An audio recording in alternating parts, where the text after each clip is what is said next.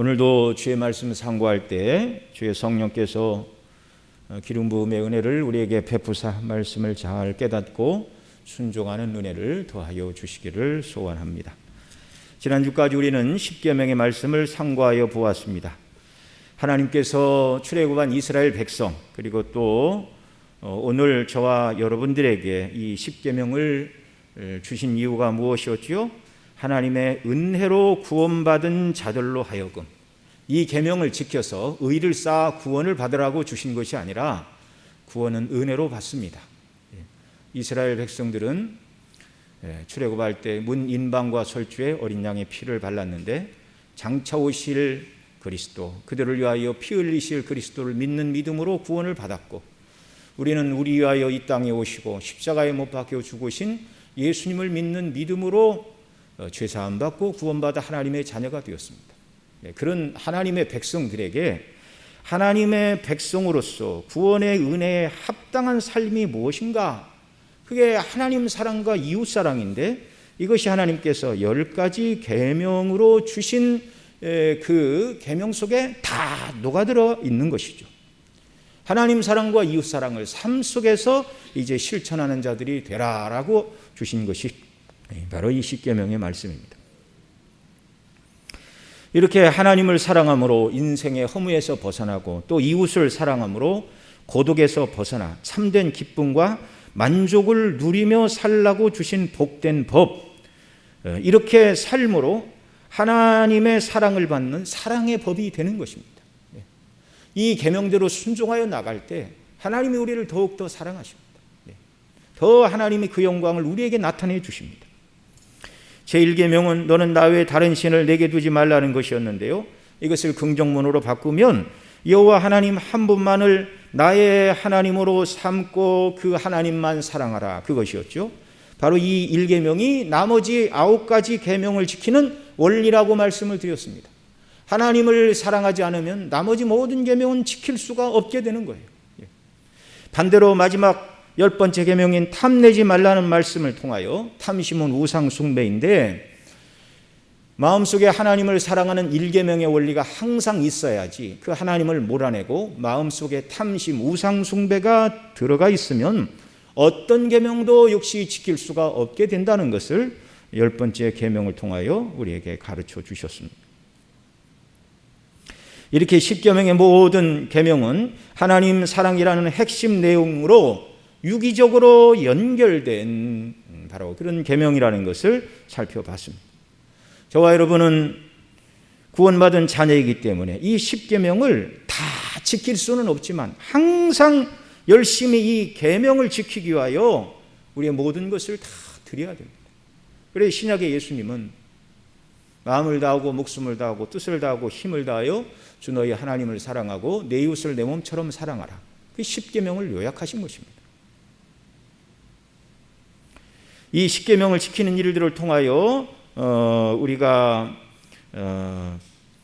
드러낼 수 있는 것들이 있습니다. 십계명을 지킴으로 무엇이 드러나는가? 첫째로 우리를 구원하신 하나님을 우리가 사랑하고 있다라는 것을 드러낼 수가 있습니다.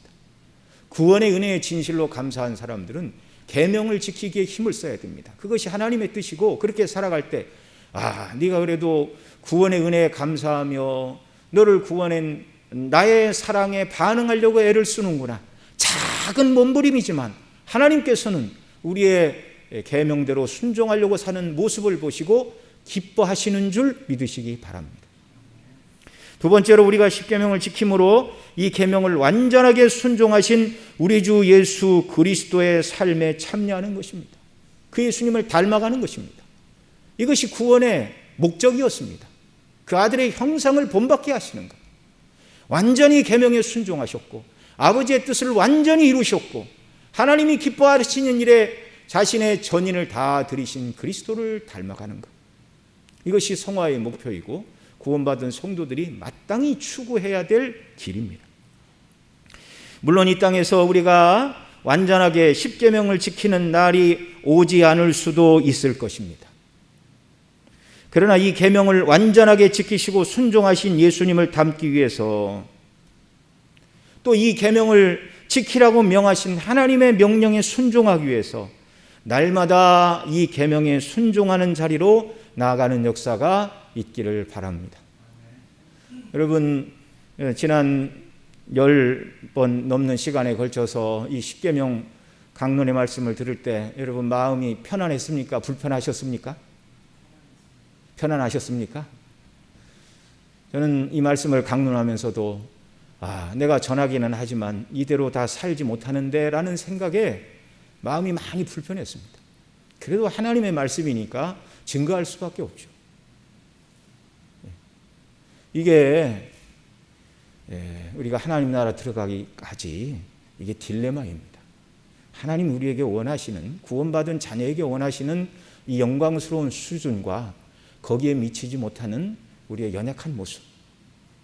그래서 우리는 항상 싸워야 되는 것입니다. 하나님 나라 들어갈 때까지 완전히 지킬 수 없지만, 지키다가 넘어지지만 회개하고 다시 일어나 이 말씀을 붙들고 성령의 은혜를 간구하며 또 말씀대로 순종하는 자리로 나가야 되는 것이죠. 이게 성도들이 하나님 앞에 받은 바 은혜에 합당한 그것이 바로 믿음의 자리입니다. 겸손하게 하나님을 섬기는 성도의 자리임을 항상 기억하시기 바랍니다.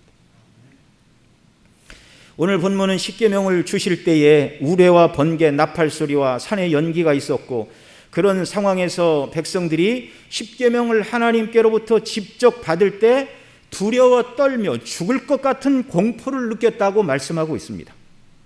왜 그런 공포를 느끼게 하셨는가? 모세가 말하죠. 하나님께서 그들을 시험하시고 또 그들로 하여금 하나님을 경외하게 하여 하나님께서 그들에게 주신 이 계명을 범하지 않고 잘 지키는 자들이 되라고 그 두려움 가운데 하나님이 임하셔서 이 계명을 친히 말씀으로 그들의 귀에 들려주셨다, 이렇게 말하고 있는 것입니다. 구약의 백성들이 이 말씀을 지켜야 된다고 하나님이 친히 말씀하셨다면 그리스도 안에서 완전한 구속을 입은 저와 여러분들은 더 말할 필요가 없는 것입니다. 이 십계명의 말씀은 우리가 살펴본 대로 출애굽기 20장 1절로 17절 사이에 기록되어 있고, 이 십계명 앞뒤로 이게 십계명을 주시기 전 출애굽기 19장 특별히 16절로 25절, 그리고 십계명을 말씀하신 출애굽기 20장 1절로 17절 뒤에 오늘 우리가 읽은 18절로 21절에 이렇게 십계명을 사이에 두고 이걸 뭐 샌드위치라고 이렇게 얘기를 하죠. 빵 사이에, 샌드위치 사이에 이렇게 빵 사이에 그 내용물을 이렇게 끼는 것처럼 십계명을 사이에 두고 양쪽에 하나님께서 시내산에 임하시고 또 이 계명을 말씀하심으로 말미암아 백성들이 매우 두렵고 떨면서 죽을 것 같은 공포감을 느끼고 있는 모습을 성경이 기록을 해주고 있습니다.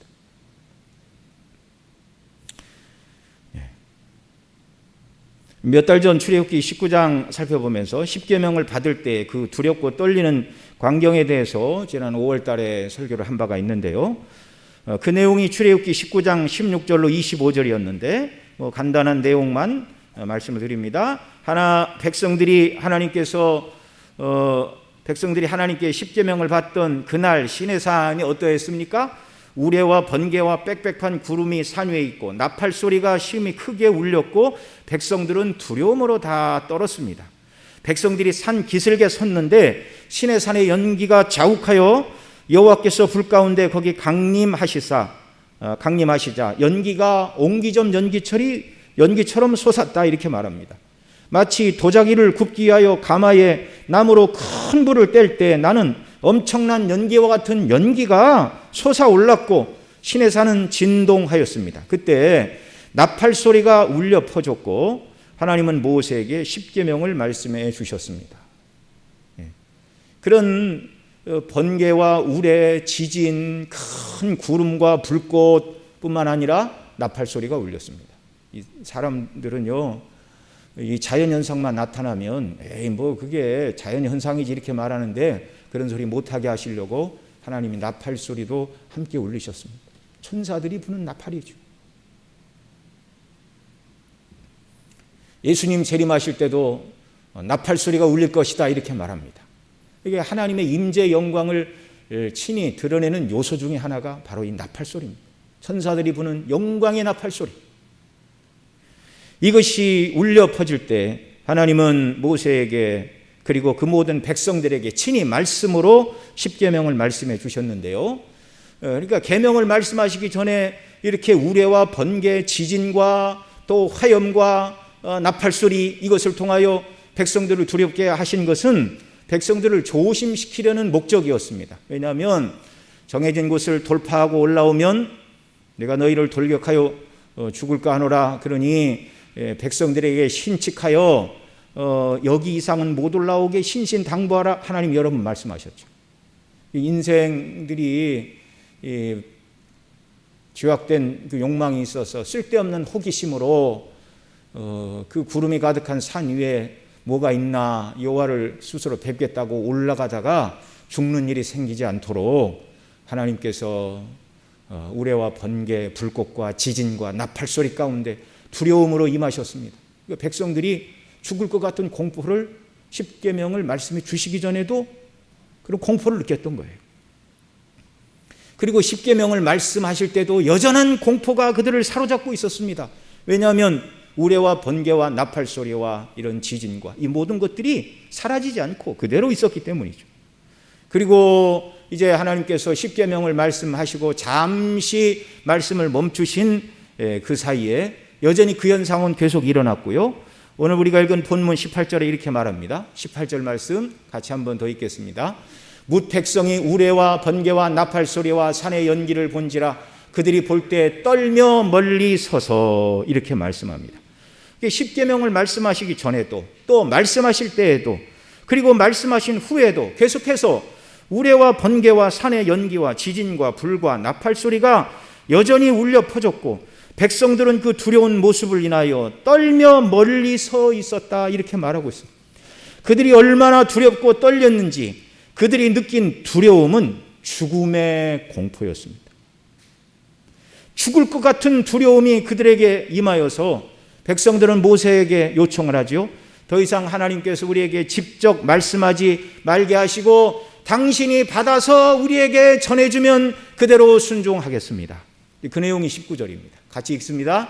모세에게 이르되 당신이 우리에게 말씀하소서 우리가 들으리이다. 하나님이 우리에게 말씀하지 말게 하소서 우리가 죽을까 하나이다.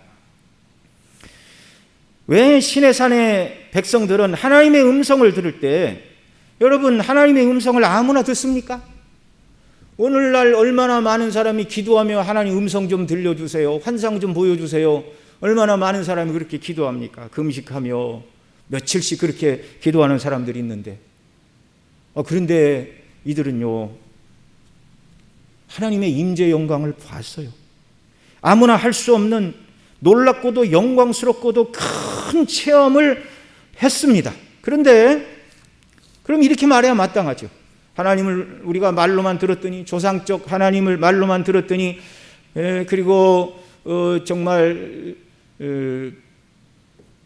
모세를 통하여 10가지 재앙을 내릴 때에도 모세만 하나님의 말씀을 들었지 백성들은 하나님의 말씀을 들은 적이 없어요. 그 재앙이 실행되는 일을 통하여 하나님이 말씀하셨고 실행하시는구나 라는 것을 그저 눈으로 보고 들었을 뿐이지 직접 백성들은 하나님을 대면한 적이 없었습니다. 그런데 지금 이 순간 시내산 이렇게 언덕 위에 이렇게 그들이 서 있을 때 말로만 들었던 여호와 하나님을 이제 그들이 직접 눈으로 보고 귀로 듣고 몸으로 두렵고 떨면서 하나님을 체험하고 있습니다. 하나님이 과연 살아계셨군요. 눈으로 말로만 듣던 하나님을 귀로 듣고 눈으로 배웁니다. 이렇게 말하고 하나님을 더 가까이 하고 사랑하고 교제할 것 같아도 그렇지 않았다는 것입니다.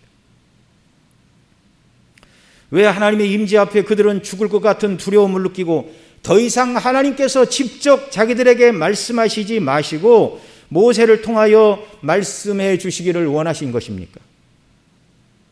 이유는 하나죠. 하나님 앞에 설 수 없는 죄인이기 때문에 그렇습니다. 하나님은 거룩하시고 영화로우신 권능의 하나님이신데 그 앞에 서 있는 인생들은 죄인이었습니다. 아담이 범죄하기 이전에 동산에 거니시는 하나님과 함께 아담이 함께 걸으며 교제하며 대화하며 하나님과 교통하며 하나님을 섬기는 복된 삶이었어요. 그런데 하나님이 하지 말라는 선악과를 따먹고 범죄하자마자 하나님이 두려워 동산 나무 사이에 숨게 되고 만 것입니다. 이렇게 죄가 거룩하신 하나님과 죄인 사이에 간격을 내었고 하나님께 나가는 길을 만들었고 하나님이 더 이상 사랑스럽고 영광스러운 분이 아니라 무섭고 두렵고 하나님의 존재 앞에 서면 죽음의 공포를 누리는 비참한 죄인의 자리로 전락했다는 말입니다. 그래서 범죄한 인생은 감히 하나님의 영광을 정면으로 볼 수 없는 존재가 되고 말았습니다. 이 뒤에 출애굽기 33장에 가면 모세가 여호와 하나님께 원컨대 주의 영광을 보여주옵소서 그렇게 말씀을 드리자 여호와께서 말씀하십니다. 내가 내 얼굴을 보지 못하리니 나를 보고 살 자가 없음이니라 그렇게 말씀하셨습니다. 하나님은 소멸하시는 불이시죠. 뭘 태우십니까? 죄를 태우시는 분이십니다. 불로써 죄를 태우고 멸하시는 심판하시는 거룩하고 두려우신 하나님. 그래서 죄인은 감히 하나님의 얼굴을 배울 수가 없어요. 그래서 하나님의 영광을 보여달라는 모세에게 그를 내 곁 반석 위에 서 있으라 말씀하시고 하나님께서 내가 영광으로 지날 때 너를 반석 바위 틈에 두고 내가 지나도록 내 손으로 너를 덮었다가 지난 다음에 내 손을 거두리니 내가 내 등을 볼 것이요 얼굴은 보지 못하리라. 하나님께서 그 충성스러운 모세에게도 하나님의 영광의 얼굴의 정면은 보여주시지 않으셨습니다. 왜냐하면 모세가 죽으니까요. 영광의 뒷모습만 보여주셨습니다. 충성스러운 하나님의 일꾼이던 모세마저도 정면으로 하나님의 영광의 얼굴, 하나님의 영광을 마주대할 수가 없었습니다. 그러니 일반 이 백성들이 시내산에 강림하사 우레와 번개와 구름과 불 가운데에서 나는 나팔 소리가 울리는 상황에서 임재하신 하나님을 느끼고 그 음성을 들었을 때 얼마나 두려웠는지, 더 이상 하나님께서 말씀하지 말게 하소서라고 말하는 이 사람들은 어린아이나 청소년들이 아니라 다 큰 어른들이 부들부들 떨면서 지금 이렇게 말하고 있는 것입니다.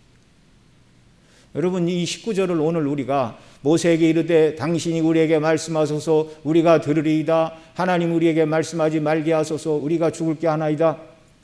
우리는 이렇게 읽지만 여러분, 당시 이스라엘 백성들이 모세에게 이 말을 했을 때에 그들이 얼마나 사색이 되었고 얼마나 죽음의 공포에 사로잡혀 부들부들 떨면서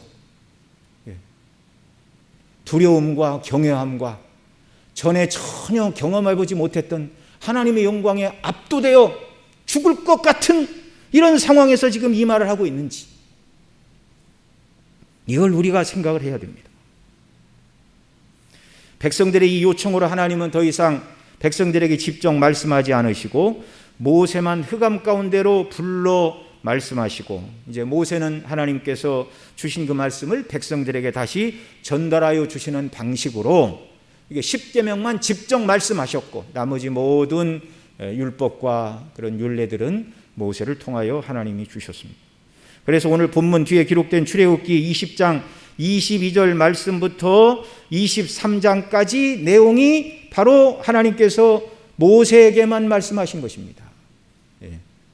하나님이 따로 불러 모세에게만 말씀하셨어요. 그 내용은 여호와 하나님을 섬기는 방법을 비롯하여 10계명을 적용하는 율법을 말씀하시고 모세가 그 말씀을 백성들에게 대신 전하고 23장까지 그 말씀을 전하고 그 다음 24장에서 백성들이 여호와의 명하신 모든 말씀을 우리가 준행하리이다 라고 모세가 물을 때 대답하고, 그러자 이제 하나님 앞에서 단을 쌓고 번제와 소로 화목제를 드리고 이제 피를 취하여 모세가 반은 단에 뿌리고 반은 양푼에 담은 후에 하나님께서 주신 이 언약의 말씀 10계명과 그리고 20장 22절로 23장까지 하나님이 말씀하신 내용, 언약의 말씀을 기록한 언약서를 백성들에게 낭독하여 귀에 다 들려드리고, 그리고 백성들이 여호와의 모든 말씀을 우리가 준행하리이다라고 대답할 때 모세가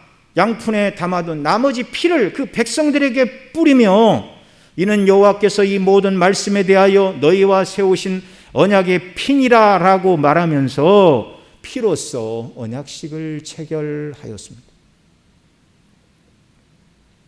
그리고 모세와 이스라엘 장로 70인이 하나님 앞에서 먹고 마셨으나 하나님은 그들이 언약 백성인 고로 손을 대지 아니하셨다라고 출애굽기 24장에서 말씀을 하고 있습니다.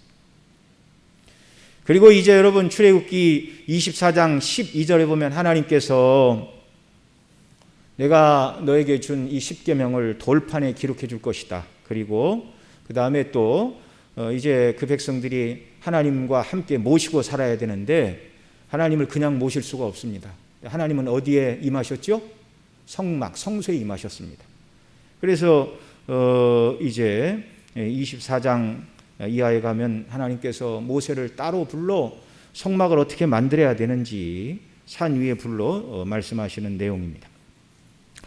자, 오늘 본문 21절에서 백성은 멀리 섰고 모세는 하나님이 계신 흑암 가운데로 가니라. 여기 21절의 이 말씀은요, 금방 말씀드린 성막을 언약식을 체결하고 성막과 제사장 제도 이걸 말씀하시기 위해서가 아니라 언약식을 체결하기 전에 주셔야 되는 말씀, 그러니까 23장까지의 말씀을 하나님이 하시려고 백성들의 요청을 받으시고 모세를 하나님께서 흑암 가운데 이렇게 불러 들이시는 그런 내용입니다. 우리 21절 말씀 같이 읽습니다.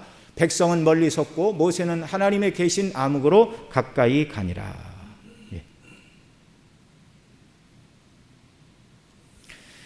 자, 이 당시의 내용에 대해서 이게 출애굽기에서는 자세히 말하고 있지 않는데 신명기 5장에 보면 백성들이 요청하였고 하나님이 허락하셨다라는 것을 아주 명확하게 기록을 하고 있는데요. 신명기 5장 22절로 33절에서 이렇게 말합니다. 우리 한 절씩 함께 읽어보겠습니다. 그냥 같이 읽겠습니다. 시작. 여호와께서 이 모든 말씀을 산이 불 가운데 구름 가운데 흑암 가운데 큰 음성으로 너희 총회에 이르신 후에 더 말씀하지 아니하시고 그것들을 두 돌판에 써서 내게 주셨느니라. 22절은요 하나님이 십계명을 주신 것을 말합니다. 그다음 23절 산이 불에 타며 캄캄한 가운데서 나오는 그 소리를 너희가 듣고 너희 지파의 두령과 장로들이 내게 나와 말하되 우리 하나님 여호와께서 그 영광과 위엄을 우리에게 보이심에 불 가운데서 나오는 음성을 우리가 들었고 하나님이 사람과 말씀하시되 그 사람이 생존하는 것을 오늘날 우리가 보았나이다. 이제 우리가 죽을 까닭이 무엇이니까 이 큰 불이 우리를 삼킬 것이요 우리가 우리 하나님 여호와의 음성을 다시 들으면 죽을 것이라. 무릇 육신을 가진 자가 우리처럼 사시는 하나님의 음성이 불 가운데서 바람을 듣고 생존한 자가 누구니까. 당신은 가까이 나아가서 우리 하나님 여호와의 하시는 말씀을 다 듣고 우리 하나님 여호와의 당신에게 이르시는 것을 다 우리에게 전하소서. 우리가 듣고 행하겠나이다 하였느니라. 여기 27절까지 이 긴 내용을 오늘 본문 19절에서는 하나님 더 이상 말씀하지 말게 해주시고 모세 당신이 대신 말해주세요. 우리가 죽을 까닭이 무엇입니까? 이렇게 한 절로 요약이 된 거예요. 실제적으로 있었던 일들은 이런 대화가 긴 대화가 오고 갔던 것입니다.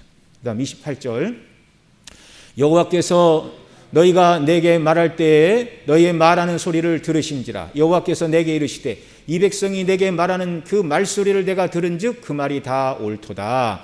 다만 그들이 항상 이 같은 마음을 품어 나를 경외하여 나의 모든 명령을 지켜서 그들과 그 자손이 영원히 복받기를 원하노라. 가서 그들에게 각기 장막으로 돌아가라 이르고 너는 여기 내 곁에 섰으라. 내가 모든 명령과 규례와 법들을 내게 이르리니 너는 그것을 그들에게 가르쳐서 내가 그들에게 기업으로 주는 땅에서 그들로 일을 행하게 하라 하셨나니 그런즉 너희 하나님 여호와께서 너에게 명하신 대로 너희는 삼가 행하여 좌로나 우로나 치우치지 말고 너희 하나님 여호와께서 너희에게 명하신 모든 도를 행하라. 그리하면 너희가 삶을 얻고 복을 얻어서 너희 얻은 땅에서 너희의 날이 장구하리라. 아멘. 이 십계명은 그들을 억압하는 법이 아니라 하나님을 사랑함으로 지켜서 영원토록 가나안 땅에서 쫓겨나지 않고 장구한 세월 동안 하나님 주시는 복을 누리도록 주신 은혜의 법이었습니다. 자, 오늘 본문 20절에서 모세는 하나님께서 그토록 두려우신 모습으로 백성들에게 십계명을 주신 이유에 대해서 말씀을 하고 있는데요. 오늘 본문 20절 같이 한번 읽습니다. 시작. 모세가 백성에게 이르되 두려워 말라. 하나님의 강림하심은 너희를 시험하고 너희로 경외하여 범죄치 않게 하려 하심이니라. 아멘. 자, 십계명을 주시기 전에도 우레와 번개, 불과 구름, 흑운, 지진, 나팔 소리가 있었다고 말씀을 드렸죠. 그렇게 하신 이유는 무엇이라고 그랬습니까? 백성들을 조심시키기 위해서 하나님이 정해놓으신 선을 넘어 하나님이 어떤 분인가 궁금한 호기심으로 괜히 산에 올라와 죽음을 당하지 않도록 백성들을 조심시키기 위하여 하나님께서 율법을 주시기 전에 두려운 모습으로 임하셨다면 이 율법을 말씀하신 이후에도 여전히 그 두려운 현상이 계속되는 이유에 대해서 여기 모세가 설명하고 있습니다. 자, 그 이유가 뭐라고요? 모세가 백성에게 이르되 두려워 말라. 하나님의 강림하심은 너희를 죽이려 하심이 아니고 너희를 시험하시고 너희로 경외하여 범죄치 않게 하려 하시기 위하여 이렇게 두려운 모습으로 너희에게 임하셨다. 먼저 하나님은 그들을 시험하시려고 임재하셨다고 말씀하십니다. 무엇을 시험하시는 것이죠? 그들이 여호와 하나님의 임재의 영광을 인하여 두려워 떨며 죽을 것 같으니 더 이상 하나님이 우리에게 말씀하시지 말게 해달라는 요청을 통하여 그들 모두가 범죄한 아담의 후손임을 깨달아 알게 하시려고 시험하신 것입니다. 하나님 앞에 죄인의 실상이 무엇인가를 깨달아 알게 하시려는 것이죠. 또 무엇을 시험하신 것이죠? 그들로 하여금 우리는 구원받은 죄인들로서 항상 하나님 앞에서 겸손해야 하는 자들이라는 것을 깨달아 알게 하시려고 그 두려움 가운데 그들을 지금 시험하고 계신 것입니다. 여러분, 죄인이 하나님의 영광의 한 자락만 보아도 누구든지 다 이 두려움을 느끼게 되었습니다. 구약의 이사야 선지자는 성전에 가득한 하나님의 임재의 영광의 모습을 보고서 뭐라고 말했습니까? 화로다 나여 망하게 되었도다. 나는 입술이 부정한 사람이요 입술이 부정한 백성 중에 거하면서 만군의 여호와이신 왕을 배웠음이로다 라고 자기가 죽게 되었다고 그렇게 말하였습니다. 그때 스랍 하나가 화저로 불집게로 제단에 있는 핀숯을 가지고 와서 그의 입에 대고 내 죄가 제하여졌다 이렇게 선언하시죠. 제단은 제물을 드리는 장소입니다. 제단은 그리스도의 십자가를 예표하는 곳입니다. 이사야도 예수님이 흘리실 피로 죄사함을 받고 하나님의 영광 앞에서 죽지 않았습니다. 하나님께서 시내산 그곳에 친히 임하시고 말씀하심으로 인생들은 감히 하나님 앞에 설 수 없는 죄인임을 깨닫게 되었고 자신들이 하나님의 거룩과 영광에 얼마나 멀리 있는 자들인가를 깨닫게 하시고 겸손히 하나님을 섬기고 순종하는 자들이 되기를 원하셔서 하나님은 우레와 번개와 연기와 지진과 불과 천사들이 부는 나팔 소리와 함께 그곳에 임하시어 말씀하시고 그들을 시험하신 것입니다. 하나님께서 그곳에 임하신 또 다른 이유가 있습니다. 그들을 시험하려 하실 뿐만 아니라 두 번째로 너희로 경외하여 이렇게 말하는데요. 경외라는 말은 공경하고 두려워한다라는 뜻이죠. 하나님께서 그들에게 임하실 때 18절에서 우레와 번개라고 말했는데요. 이 번개라고 번역된 히브리어는 나피드라는 단어를 사용했는데 이 단어가 창세기 15장 17절 하나님께서 아브라함에게 언약을 맺으실 때 이렇게 재물을 둘로 나누라 하시고 그 재물 사이를 타는 횃불이 쪼갠 고개 사이로 지나더라 말할 때 그 횃불이라는 그 단어가 똑같은 나피드라는 단어입니다. 그러니까 횃불 또는 번개 또는 타는 불꽃. 그러니까 오늘 본문에서 우레와 번개, 우레 소리가 있었으니까 번개라고 번역을 했지만 우레와 함께 타는 불꽃 뭐 그렇게 번역을 했으면 더 좋았겠죠. 자, 이 똑같은 나피드라는 단어가 여기 쓰이고 있는데, 이것은 그들의 조상 아브라함과 언약하시고 내 자손이 이방에서 객이 되어 그들을 섬기고 그들은 400년 동안 내 자손을 괴롭게 하리니 그 섬기는 나라를 내가 징치할 것이며 그 후에 내 자손이 큰 재물을 이끌고 나오리라 언약하신 그 조상 아브라함과 언약하신 하나님께서 그 언약을 지금 완전히 이루시고,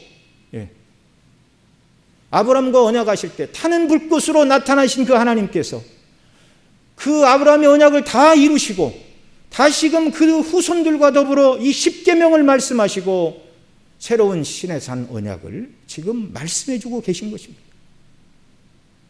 아브라함의 하나님, 조상의 하나님, 그 하나님이 지금 그들에게 임하셨습니다. 그 하나님의 영광을 인하여 아브라함이 하나님을 경외했던 것처럼 그 백성 모두도 하나님을 경외하는 자들로 삼으시기 위함입니다.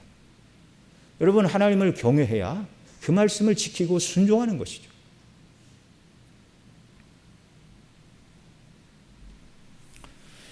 오늘날 설교자들이 하나님의 말씀을 대언할 때 설교자 자신의 말이 아니라 하나님의 말씀을 바르게 강론하는 것이라면 우레와 타는 불꽃과 지진과 연기와 천사들의 부는 나팔 소리가 들리지 않아도 시내산에서 그 백성들에게 두려우신 모습으로 임하신 똑같은 하나님의 말씀이라는 것을 우리는 기억해야 됩니다. 시내산에서처럼 하나님의 말씀이 주어지지 않는 것이 한편으로 감사하기도 하고 한편으로는 조금 아쉽기도 해요. 오늘날 이 시대에 하나님의 말씀이 증거될 때 하나님이 함께 하신다는 어떤 표적이 조금만 나타나도 아무도 졸지 않을 것입니다. 이게 무슨 일인가 깜짝 놀라게 되겠죠. 오늘날은 하나님의 말씀이 증거될 때 우레와 타는 불꽃과 지진과 구름과 나팔 소리가 아닌 주의 성령의 감동하심과 기름 부으심, 조명하심을 통하여 말씀을 깨닫고 존중하고 순종하도록 그런 은혜를 주십니다.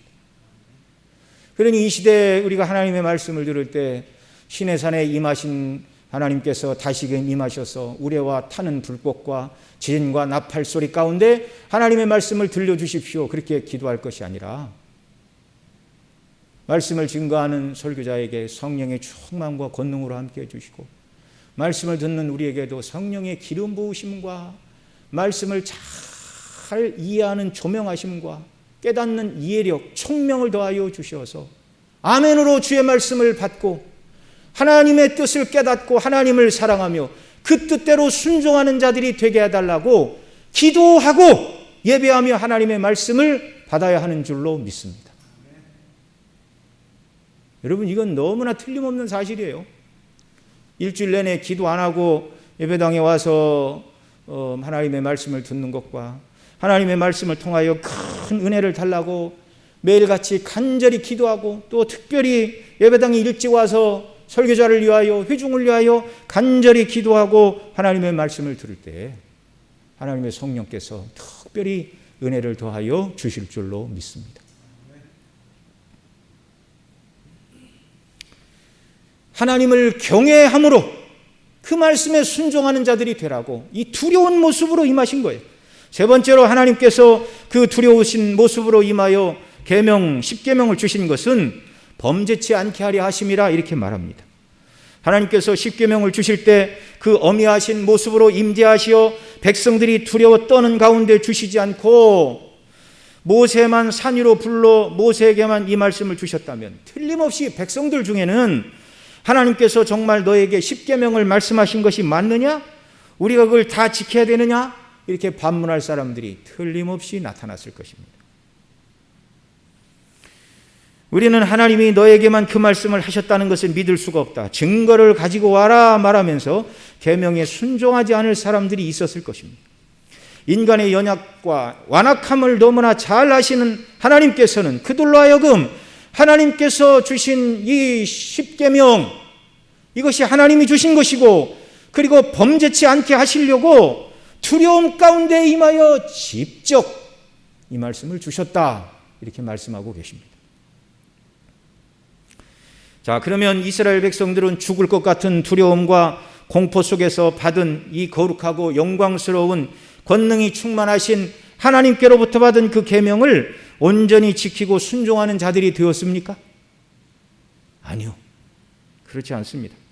아까 말씀드린 대로 24장에서 언약식을 체결한 후 체결할 때 뭐라고 그랬어요? 우리가 하나님의 명하신 말씀을 다 지킬 것입니다. 여러분, 그때의 마음이 진심이었겠습니까? 그냥 대답만 그렇게 했을까요? 다 지키겠습니다라고 말할 때 정말 그 마음의 순도가 완전히 100%였습니까? 아니면 안 지킬 수도 있는데 라는 마음이 조금이라도 있었을까요? 모르겠죠. 그러나 미루어 보건대 이 두렵고 떨리는 하나님의 임재 영광을 누리고 죽을 것 같은 공포를 체험한 그들이 어떻게 하나님의 말씀을 안 지킬 수도 있지, 경우에 따라서는, 그런 마음을 갖고 언약식을 체결하면서 우리가 다 지키겠나이다 그렇게 말한 사람은 없을 것입니다. 하나님의 말씀을 다 지키겠다고 언약한 그들의 마음은 진정이었다고 우리가 이해를 해야 돼요. 그 24장이고, 그리고 이제 하나님께서 산 위로 하나님 모세를 부르시죠. 그 25장에서 31장까지 성소를 어떻게 만들고 제사장, 성소에 섬기는 제사장의 옷과 제사장을 세우는 방식, 또 그걸 올리압과 부사레를 세워 만들게 하라, 이런 내용들을 31장까지 산 위에서 하나님이 모세에게 말씀하실 때 33장에 보면 산 아래 백성들은 모세가 더디 내려옴을 보고 백성들이 모세에게 말했습니다. 일어나 우리를 인도할 신을 우리를 위하여 만들라 요구하고, 모세가 금 귀고리와 뭐 코고리 이런 것들을 가지고 오라 해가지고 그 금을 녹여 부어서 무엇을 만들었습니까? 금송아지를 만들었어요. 나 외에 다른 신을 내게 두지 말라고 하신 1계명을 어겼고, 우상을 만들지 말라고 하신 2계명을 어겼고, 여호와 이름을 망령되이 일컫지 말라고 하셨는데 금송아지를 하나님이라고 일컬으며 그 앞에 뛰어놀므로 3계명을 어기게 되었습니다. 출애굽기 24장 18절에 보면 모세는 구름 속으로 들어가서 산 위에 올랐으며 40일 40야를 산에 있으니라 이렇게 말하는데, 번개와 우레와 연기와 지진과 나팔 소리 가운데 10계명의 말씀을 받고 우리가 죽을 것 같으니 하나님은 직접 말씀하지 마시고 모세 당신이 나머지는 받아서 우리에게 전달해 주세요, 그렇게 하여 여호와의 명하신 모든 말씀을 우리가 준행하리이다라고 하나님과 언약식을 체결하고, 모세가 그들에게 피를 뿌리고 언약을 체결한 지 40일 밖에 지나지 않았는데 그들은 금송아지를 만들고 우상을 숭배함으로 하나님의 10계명을 어겼고, 오늘 본문 20절에 우리가 읽은 것처럼 모세가 백성들에게 두려워 말라, 하나님의 강림하심은 너희를 시험하시고 너희로 경외하여 범죄치 않게 하려 하시기 위하여 너희에게 임하신 것이다 라는 이 모든 말씀, 10계명의 모든 말씀이 완전히 망가지고 말았습니다. 여러분, 이 사실을 통하여 우리는 무엇을 할 수 있죠? 하나님께서 시내산에 임하심으로 우레와 번개와 나팔소리와 구름과 불 가운데 임하심으로 하나님의 임재 영광을 인하여 죽을 것 같은 두려움과 공포를 느끼는 영적인 엄청난 체험을 한 그들이었지만, 그래서 마음을 다하여 진심으로 여호와의 명하신 모든 말씀을 우리가 준행하리이다라고 진실로 하나님 앞에 맹약한 그 언약을 체결했다 할지라도 불과 그 언약을 깨트리는데 40일밖에 걸리지 않았다는 것입니다. 아담의 후손들은 하나님의 계명을 본질적으로 지킬 수 없는 죄인이라는 사실을 너무나 분명하게 보여주고 계십니다. 만약에 이들이 계명을 깨트리지 않고 하나님이 원하신 대로 온전히 순종하며 살았다면 예수님이 오실 필요가 없었겠죠. 우리는 다 지킬 것이라고 큰 소리로 맹약한 그 당시의 맹세가 진정이었습니다. 진정으로 맹세하고 목숨을 다해서 하나님의 계명을 지키고 순종한다 결심을 해도 40일이 지나버리면 그 계명을 지킬 수 없는 자들, 타락한 자들임을 명백히 보여주고 계십니다. 지금 하나님은 이런 자들을 구원하고 계세요. 여러분, 이 얘기가 지금부터 3,500년 전 시내산에 있었던 이스라엘 백성을 말하는 게 아니라 저와 여러분의 이야기입니다. 저와 여러분의 이야기입니다. 여러분, 만일 하나님께서 십계명을 지키는 것을 조건으로 하여 구원을 말씀하셨다면 아담의 후손 중에는 단 한 사람도 계명을 지켜서 의롭다함을 얻을 사람은 없습니다. 처음부터 율법은 구원 얻으라고 주신 법이 아니었어요. 왜요? 의인은 없나니 하나도 없기 때문에 그렇습니다. 그래서 하나님은 이제 우리 주 예수 그리스도를 보내주시어 우리를 대신하여 하나님을 경외함으로 계명을 완전히 지키시고 하나도 어기지 아니하심으로, 범죄치 않으심으로 하나님께서 주신 계명과 율법을 완성해 주셨어요. 그리스도 안에 있는 저와 여러분들을 하나님이 보실 때 예수님이 이루신 완전한 율법의 요구를 이룬 자들로 하나님이 보신다는 사실을 믿으시기 바랍니다. 또한 우리가 하나님의 계명을 어기고 범죄한 이 모든 죄를 인하여 우리가 영원토록 하나님의 진노와 심판과 형벌을 받아 지옥에 영원토록 떨어져 죄값을 받아야 되는데, 예수님께서 우리가 지은 모든 죄값을 치르시기 위하여 십자가에서 죽으시고 죄값을 다 지불하여 주셨습니다. 그리고 죄에서 우리를 사내어 주셨습니다. 얼마나 큰 은혜를 우리가 입은 것입니까?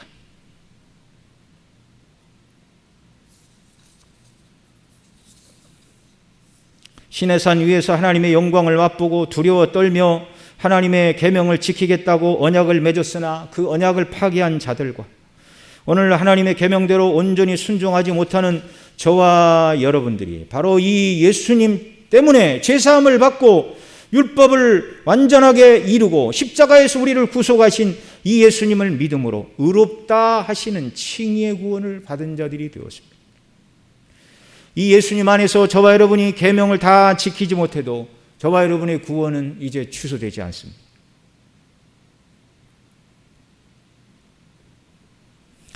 예수님을 믿는 구원받은 성도라도 이 땅에서 우리를 향하신 하나님의 사랑의 법인 계명을 다 지킬 수 있는 사람은 아무도 없습니다.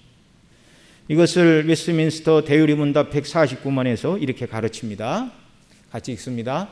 사람이 하나님의 계명을 완전히 지킬 수 있습니까? 아무도 자기 스스로나 이 세상에서 받은 어떤 은혜로도 하나님의 계명을 완전히 지킬 수 없고 오히려 날마다 생각과 말과 행동으로 계명을 범합니다. 여러분, 사람이 범죄하기 이전 상태에 있을 때는요, 죄를 안 지을 수 있는 능력과 죄를 지을 수 있는 능력 두 개를 다 가지고 있었어요. 이게 죄를 안 지을 수 있는 능력, 죄를 지을 수 있는 능력, 이거 이제 신학적인 용어인데 어거스틴이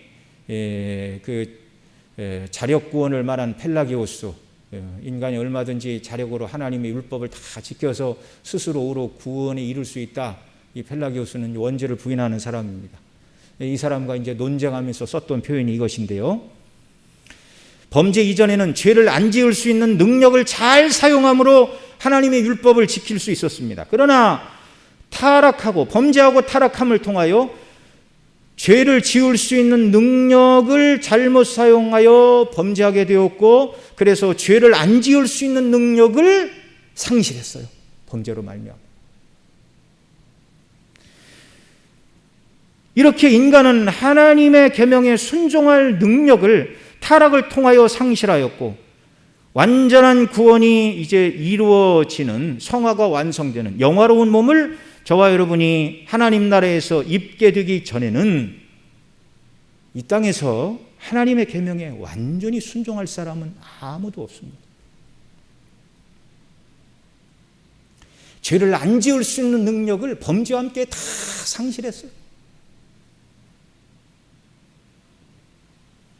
그런데 또 아이러니죠. 그런데 왜 하나님은 죄를 안 지을 수 있는 능력을 상실한 출애굽 백성을 향하여 십계명을 말씀하시고 오늘 여전히 그리스도 안에서 이 계명을 우리에게 지키라고 말씀하시는 이유가 무엇입니까? 천국에서만 완전히 지킬 수 있는데 써놓으시고, 너희들이 지금은 안 돼, 천국에서만 지킬 수 있으니 별로 관심을 갖지 말아라, 그렇게 하지 않으시고 여전히 오늘도 우리에게 이 계명을 지키라고 하십니다. 왜 그렇게 하시죠? 하나님은 그 거룩하신 뜻에 따라 우리에게 계명에 순종하라고 명령할 권리를 여전히 가지고 계십니다. 비록 우리가 하나님의 계명을 완전히 지키지 못하지만 은혜로 말미암아 칭의의 구원을 받은 저와 여러분 모두에게 하나님께서는 이 완전함에 이르기 위한 믿음의 삶을 살라고 명하고 계십니다. 이걸 하이델베르그 요리문답 115문에서는 이렇게 가르칩니다. 같이 읽습니다. 이 세상에서는 아무도 십계명을 완전히 지킬 수 없는데 하나님께서는 왜 그렇게 엄격히 십계명을 선포하십니까? 이 선포라는 말을 설교하도록 하십니까? 이렇게 바꿔도 돼요. 왜 하나님께서는 그렇게 엄격하게 십계명을 강조하고 지켜야 된다고 말씀하시는 것입니까? 이유는 두 가지인데요. 첫째, 같이 읽습니다.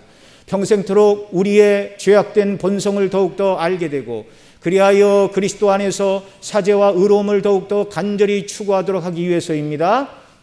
둘째, 이 세상의 삶을 마치고 목적지인 완전에 이를 때까지 하나님의 형상으로 더욱더 변화되기를 끊임없이 노력하고 하나님께서 성령의 은혜를 구하기 위함입니다. 아멘.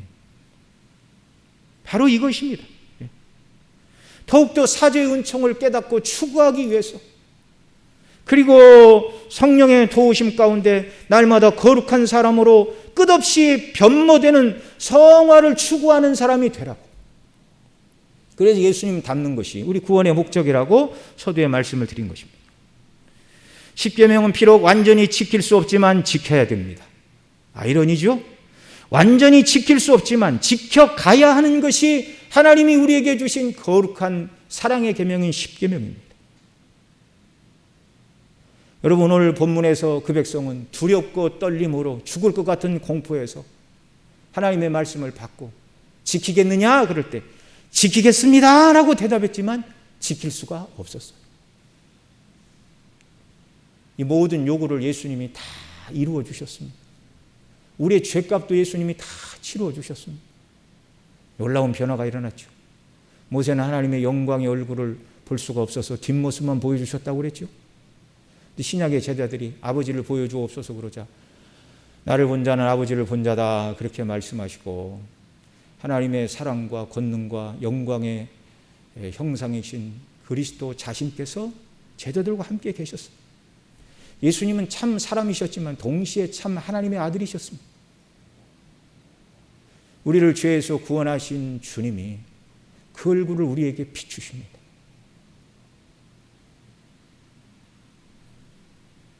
이제 죄값이 완전히 치러지고 율법이 완전히 이루어진 하나님 나라에서 우리가 천국에 가서 모세도 뵙지 못한, 이 땅에서 뵙지 못한 하나님의 영광을 마주 대할 수 있겠습니까? 없겠습니까? 마주 대하게 됩니다. 그리스도 때문에. 그리스도 때문에.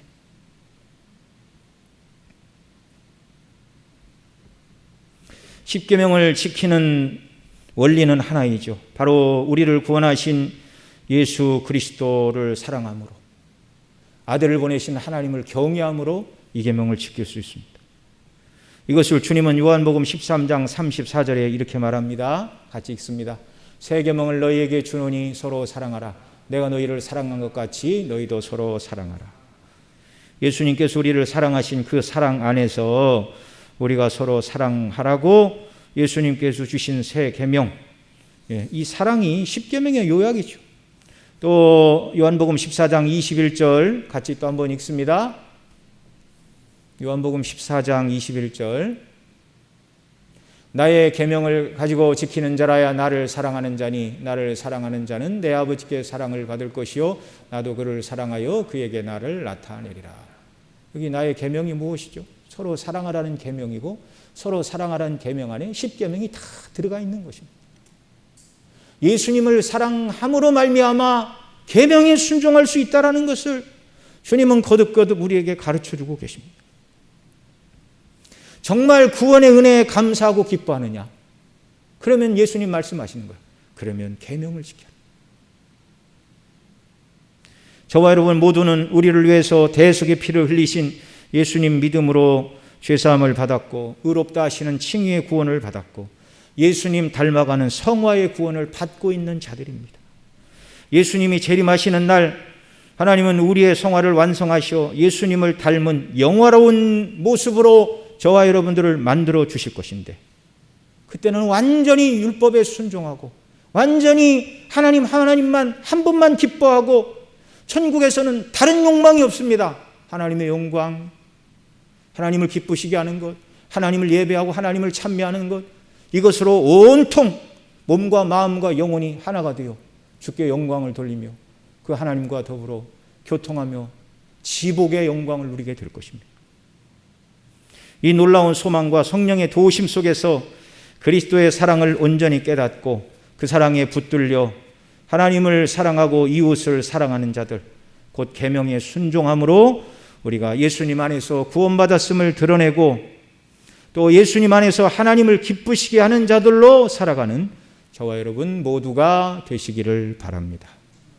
기도하겠습니다. 사랑하시는 아버지 하나님, 당시 이스라엘 백성들 십계명을 받을 때 너무너무 두렵고 떨리고, 그래서 어미로우신 하나님 앞에 우리가 계명대로 완전히 순종하겠다고 언약하고 맹세했지만 지킬 수가 없었습니다.